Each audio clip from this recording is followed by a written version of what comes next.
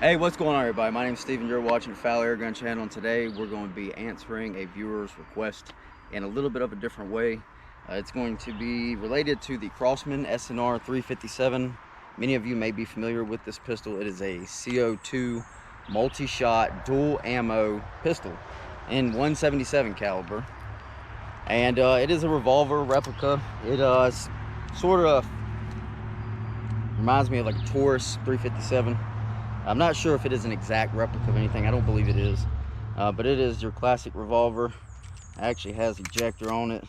It is a single double action revolver, and I was asked to purchase this pistol and shoot it into some ballistics gel with some bone in it. Now, I know why I'm being asked that question, and I'll be honest with you, the answer is very easy to give to you. So here's some information about this revolver here. Crosman says that this shoots a maximum velocity of 400 feet per second, and if you go back and I'll put a link in the description below or something here where you go back, and I actually shot a different pistol, which was the Smith & Wesson M&P 40, the non-blowback version, into some ballistics gel after I had just finished up another video previous to. I kind of just jumped right into a different one on the Smith & Wesson, and that shoots the exact same velocities as this pistol here. So if you really want to get a comparison and find out exactly what this pistol specifically is doing, shooting into some form of ballistics gel or soft tissue ballistics gel, those are going to be the same results. I mean, they're going to be very, very, very comparable. Now, I wanted to wait until we had a little bit of a warmer day to do this test because it's been cool up here in the mountains, and we are just now getting into that warm kick, thank God. But anyway, so because we are shooting CO2, it is a little acceptable to the conditions outside, to the weather up here, and I'm very high altitude and it gets pretty chilly, so we want to make sure it's a nice warm day when we do these tests. So here's what I have for you. I have a target right here. We are standing right about 18 yards back, and I have one paper target. I as well have the steel target hanging up here, our piggy. And what I'm going to do is we're going to stand right back here. We're just going to shoot this thing for a little bit of accuracy. I'm going to give you my honest opinion on it, and we'll run some numbers over the chronograph for you so you can see some velocities on this, and just kind of wrap it up there with my little opinion and my take on this pistol here on the Crosman SNR357 CO2 revolver. So let's go ahead and let's shoot us a little bit here and find out what kind of accuracy, if anything, we're going to be getting with this. So you have in the hand grip here, and I apologize, I'm being swarmed by bugs here, but I have in the hand grip here, you pulls right out here, your CO2 capsulette drops right down in the side here. All you do is you just give it one nice little turn gently. You don't want to turn too far past there, and you just want to lock that right back into place. The pistol does have safety here on the side. It is non-ambidextrous, so it's just right here on the left side of the pistol.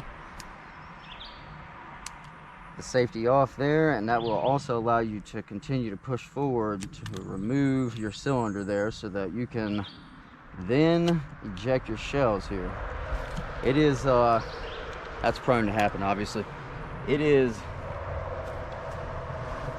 pretty solid as far as functionality for a replica. I guess for a replica is what they were going for here, and we're gonna find out right now, starting with these steel BBs, what kind of accuracy this thing is giving us. Now I'm gonna shoot these steel BBs onto the paper target here because I don't want to be shooting steel this close with these steel BBs. That's one thing I want to talk about, as well as why I'm still wearing my glasses. Also, it's nice and sunny, but you know, a good reason there.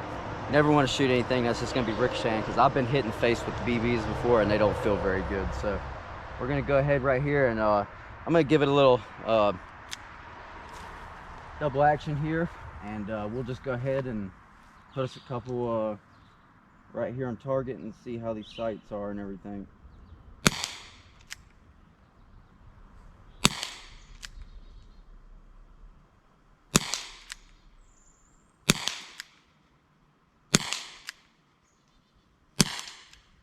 Okay, so it wasn't terrible, but pretty good spread there.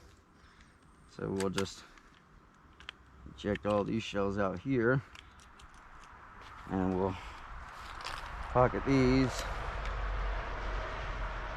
believe in one of these pockets here I have a pocket full. These are the Crosman Premier Hollow Point 7.9 grain pellets. Just your standard Walmart issue, which, yeah, they used to sell these things at Walmart. All of it, the pistols and the CO2 and the pellets and everything you needed right there. One thing to note that I will say about this pistol is that the hammer here, it's plastic, and it really is flops around a lot, so it's kind of got that aggravating factor to it, but overall not terrible. Let's go ahead and give us a few shots here on still target with the pellets now and see if we can get us a better group here.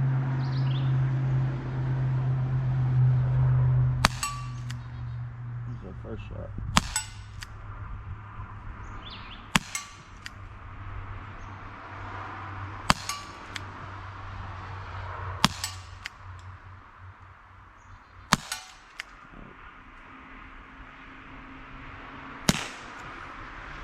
May have miscalculated on that, or I may have lost a pellet along the way. Probably just miscounted on it. So anyways, there you have it there.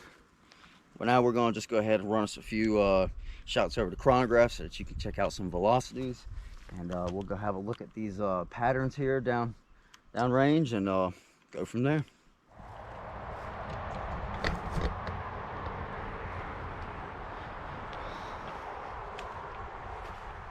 Alright guys, so not a whole lot to check out here, to be honest with you. So we started over here and we were shooting our steel BBs and had a shot here. We ended up having actually two that flew up high right here. So we have 1, 2, 3, 4, 5, and I can't quite remember where our number 6 shot went. Actually, I'm not sure if that's, well, no, that's okay. That's just where I knocked the sticker off, taking it in. So this is, I would say about a hand's width, right out about 18 yards, roughly 20 yards, somewhere in that area. And we did similar-ish here with the pellets. We have 1, 2, 3, 4, 5, and 6, so they were all right here on target and still under that hand's width, so not terrible. You know, fun to plink around with. That's about all they're good for, but definitely something to definitely pretty interesting results. You know, maybe switch it up with the pellets a little bit and come up with some different results there. The sights as well, which I'll add that.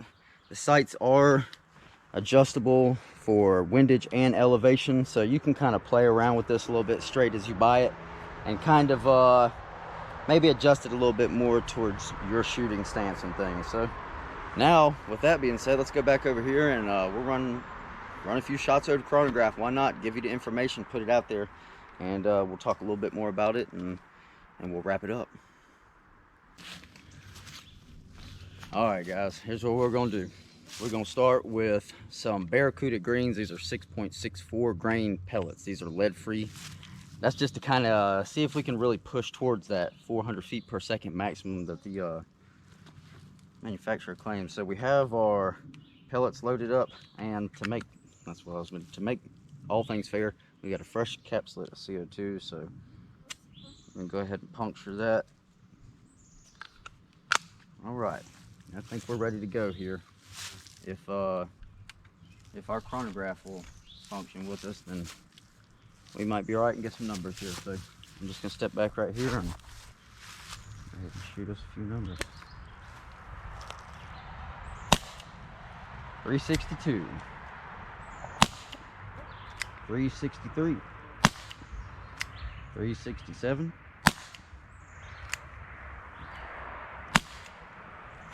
361, and 267. I do believe that was the end of us there. Wow, these bugs are tearing my head up. All right, we're gonna eject those, pocket them, and move on to our steel BBs here. And these should be getting similar velocities.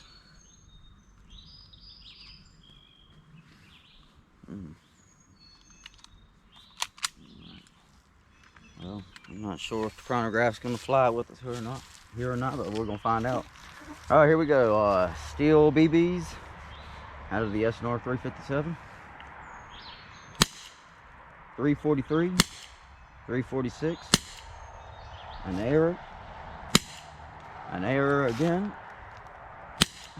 326, 334, and that was the end of it, of course. Well, sometimes that just happens. Anyhow, there you have it, guys, for some chronograph readings. At least some half-worth chronograph readings anyways. So anyways, let me just be real honest with you about this purchase I made here. So I believe it was right at like $90 after it was shipped and everything to me. So budget friendly, absolutely. Anything that's under $100, I think that can shoot a steel BB or shoot a lead pellet at any fair distance is probably worth under $100. It's great for plinking. That's what you want to get this for. If you want to pick this pistol up because you want to try to scare somebody with it or intimidate or convince somebody that you're gonna, you know, have some kind of a lethal threat with you, that's probably not the way to go. Also, as well, if you look at the barrel, it has one of those ejecting barrels that actually kind of works as the hammer there for this. So you know, still just not really anything you would want to carry for any kind of protection. Now, if you want to get out and you want to plink with this gun, I mean, I could just, you know, you could sit out and shoot this thing all day long and have fun with it, I'm sure. With that being said, I'm not too disappointed in the purchase of it. I keep everything that I have, so just want to bring you a quick video to the viewer that specifically asked for this video. I'm sorry I did not shoot this into the ballistics gel. Making ballistics gel is actually not cheap, so soon maybe I'll jump on some live chats and we can talk about some things. But anyhow, with that being said, guys, I'm gonna wrap this up because I'm getting eaten to death out here by these bugs. And this is the Crosman SNR357 in .177 caliber, dual ammo, just out here having a little bit of fun plinking around. If you like this video, guys, make sure you give it a thumbs up. Make sure you subscribe if you want to see some more content. And as always, we'll see you next time.